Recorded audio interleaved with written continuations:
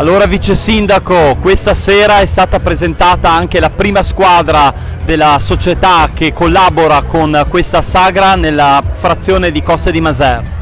Sì, società Altivolese Maser è stata presentata questa sera qui alla Sagra di Coste a sottolineare questo bel connubio che c'è tra il volontariato e le nostre associazioni sportive. E tra l'altro l'associazione sportiva Altivolese Maser molto numerosa, ci sono circa 300 iscritti, di cui la maggior parte sono bambini del settore giovanile, quindi questa è sicuramente una cosa da valorizzare. Ecco, l'occasione anche per tracciare un bilancio delle varie iniziative estive che sono state organizzate nel comune di Maser da giugno fino ad agosto. Sì, Maser, lo diciamo sempre, ha una forte connotazione di volontariato.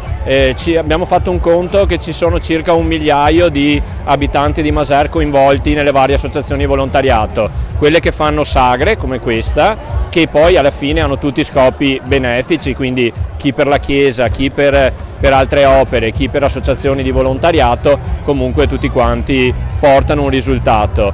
E questa sagra di Coste ormai è tradizionale, sagra del patrono, che cade la prima domenica di settembre, e la prossima settimana, anzi il 15, poi prossimo appuntamento a Crespignaga, la sagra presso la chiesetta Nome di Maria.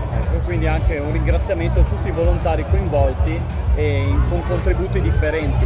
Davvero, davvero grazie a tutti i volontari che collaborano con le nostre associazioni, in particolare a questi ragazzi di Coste, ragazzi più o meno giovani, perché poi al di là del comitato festeggiamenti c'è un gruppo di ragazzi che gestisce questo gazebo, che per tutta l'estate porta avanti iniziative, quindi davvero sono il valore aggiunto della nostra comunità.